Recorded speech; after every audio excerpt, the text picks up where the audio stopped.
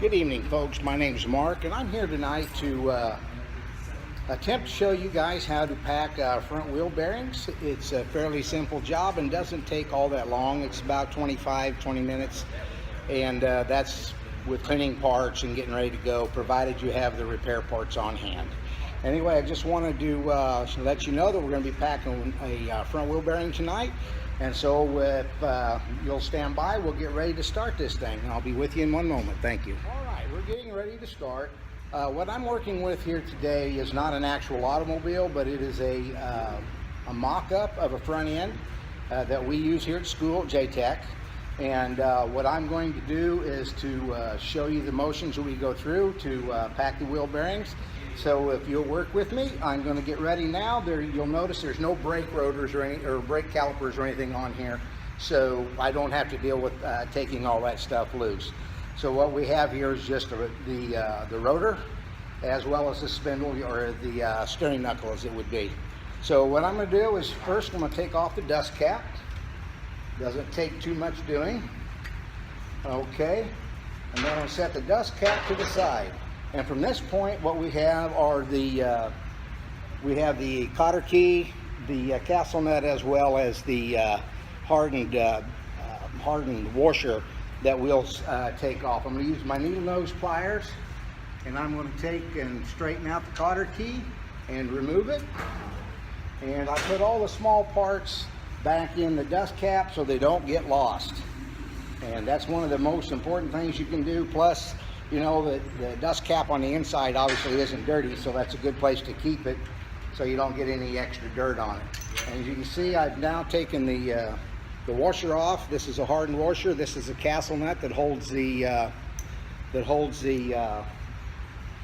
rotor onto the spindle. All right, now I'm going to wiggle the rotor a little bit, and I'm going to shake this inner or the outer bearing loose. And once I have it loose, I'm going to go ahead and put it in the dust cap. I'm going to turn around, and I'm going to take my castle nut and put back on here, 2-3 turns, just enough to get it on there to hold a little bit. And what we're going to do is we're going to use this castle nut to remove the inner seal that is behind the rotor. And the inner seal will pop out as I come across. I put one of the points of the nut sticking straight up, so it'll give the bearing, the inner bearing, something to grab hold to when I yank this off, and it'll just leave the inner bearing and the seal right on the spindle. So if you watch me here, you just take that and just give it a little jerk, and as you can see, we now have the seal, and the inner race is still there, the bearing is off, and we have the outer race and the bearing is out. And this is your this will be your rotor that we've just taken off to pack the wheel bearings for. Okay, and after I've done that, this is the seal and the inner bearing that we used, and they'll both go right back here on top of the dust cap so we don't get any dirt on them. I'll take the nut off of here. With the nut off, then we turn around and lay the nut back in the dust cap. And from here, what we're going to do is we're going to wipe down the spindle. We're going to clean it up real good. We're going to turn around and make sure the threads and everything are good on the spindle. There's no cracks in it. There's no burn marks where maybe the bearing was getting hot.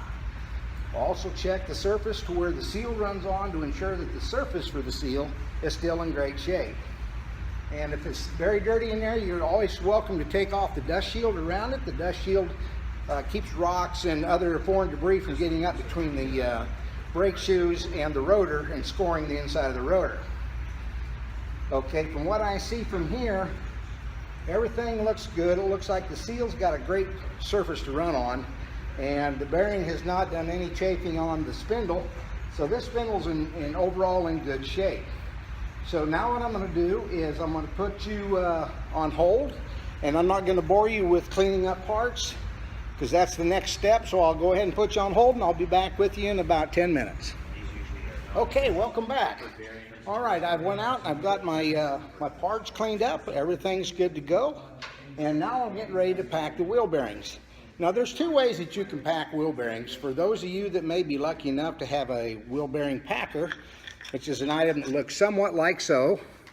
You put your wheel bearing inside the two pieces here with the small area down, and then you screw this on until you get the bearing snug. Okay, at that point, then you put a grease gun on this end, and you can cock the grease gun until the grease is forced all the way through the bearing. And I'll show you here real quick how this looks. This is my inside wheel bearing. And as you can see on the inside wheel bearing, I'm going to put it into this cup with the small side down.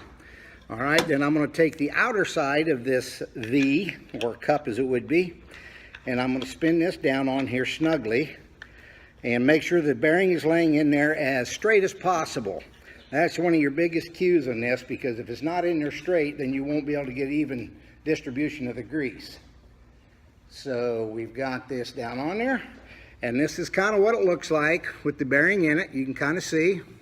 And then of course what I'm going to do then is I'm going to set this item down. I'll get it right up front here and set it right in front of this so I can put my grease gun on it.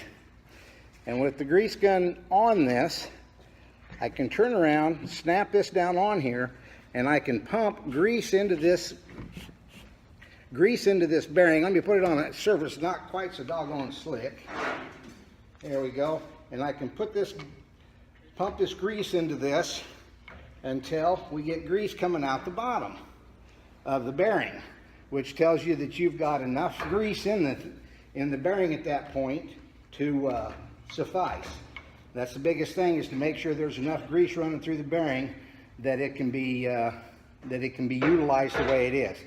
Okay, now I've taken and I've got enough grease in here, so I'm going to turn around and remove this, and I've got enough grease here for the bearing. And what you're going to do is you're going to make sure and put some grease all the way around the bearing so that it's good and packed. All right, and from here we don't wipe any of the excess off. It's just that much more for it to lubricate it when it's running. One thing about grease is it's a solid until you get it up to temperature, then it becomes more of a liquid. Okay, and with this said, now I'm going to take my rotor that I had, and I'm going to take my rotor, turn it over like so, and I'll put the bearing back in here. All right, and it'll nestle in there just like that. I'm going to leave this as it is. While I have my hands dirty, this is where we're going into the next section. The next section is, you do not have a wheel packer like I've just used here. You can actually go in, you're going to put a lot more grease on your hand than what I've got here, and you can force this grease into this wheel bearing by using the palm of your hand. All right, I'm going to grab my wheel bearing here. On this particular one, you'll go from the bottom side, or the larger diameter, and force it back up to it.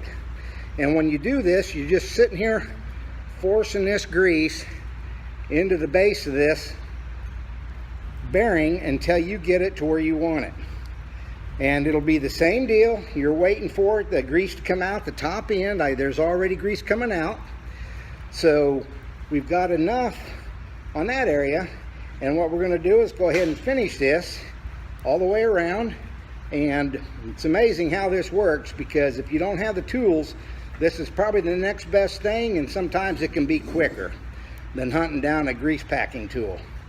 So that being said, once again, you want to make sure you have enough grease all the way around the bearing. Now I'm going to put this bearing back inside my dust cap because I'm not ready to put it in yet. And what I'm going to do now is turn around and put my new seal in the back of the rotor. Okay, and my new seal then will hold the inner bearing into the race as I'm doing this. Okay, so here's my new seal. I'm getting ready to put the new seal in, and all I'm going to do is take and tap that in either with a seal driver, or you can actually use just a hammer if you want to. A lot of times that works out real well, but the key to putting in a seal properly is to make sure it goes in straight so you do not distort the seal. That's one of the biggest problems that people have.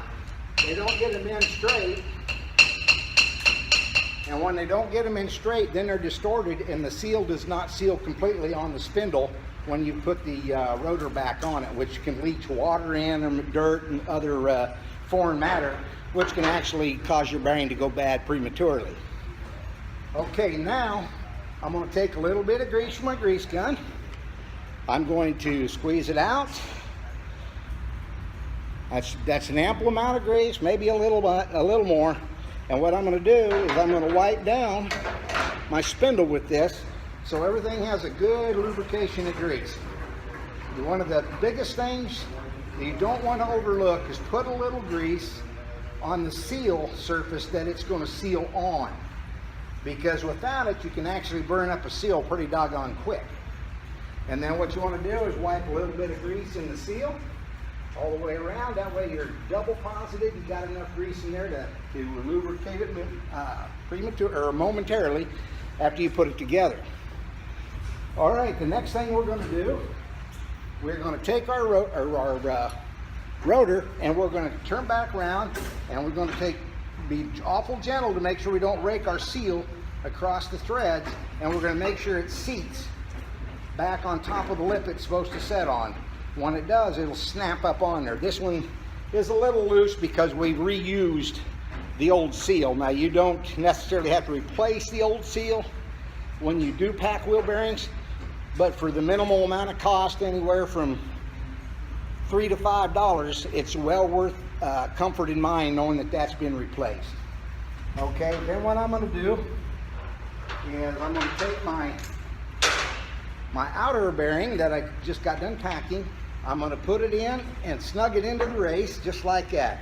Now this is going to sit there like it should. Every washer has a little gap, or has a little tang sticking down, and that tang is actually what centers this washer and keeps it from turning on the spindle when you tighten the bearing up.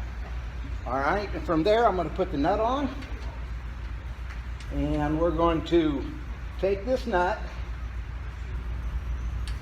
and we're going to make sure it goes on smoothly. If it doesn't go on smoothly, chances are you could have a little bit of dirt in a thread, so you want to make sure you don't have any dirt in the threads. All right, now from here what you would do is look up your specification. A lot of people don't do it this way, but they should do it this way. You're going to look up a specification and you're going to torque this nut to a certain foot-pounds, and that makes sure that everything is seated, including the races, the seals, everything. And then what you'll do after you torque this is you're going to back it off to where it's loose, and then this is when you're going to set your preload. Okay, so to save us time and to keep from torquing this thing down, this one is slated at 25 foot-pounds. All right, I'm going to go with the assumption, and I ask that you bear with me, that this thing is already been torqued down and everything's good to go. All right, and what you're going to do is you're going to take this nut, you're going to tighten it down until you can feel the bearing walk. All right, and then what you want to do is you want to back this up to the first opportunity that you have to drop in your cotter key.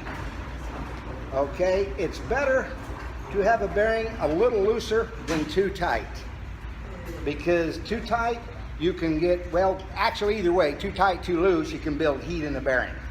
But it's better to be too loose than too tight. Okay, now I've got the cotter key in the first one, so what I'm going to do is take it out, set it aside, and I'm going to feel for movement in this rotor. And you want some, but not a terrible lot. I don't have a little bit there yet, so I'm going to back it up a little bit more and see how it feels.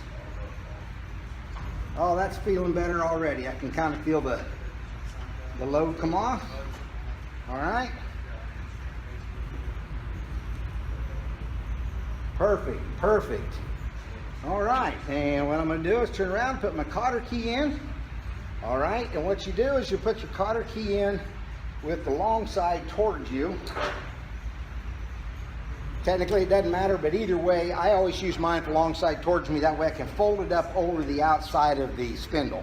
And then what you'll do is you'll take your side cutters or your dikes and you're going to cut the inside piece off. That way it shows no resistance, all right? And from that point forward, you'll turn around and you're going to put your dust cover back on. And I want to get me wooden end of my handle. I'm not going to hit on the center of it because you shouldn't hit on the center. And just tap this back in. And there we are. That completes our wheel bearing pack on this particular item. And I appreciate you showing up and watching my video. Thank you very much. Have a great evening.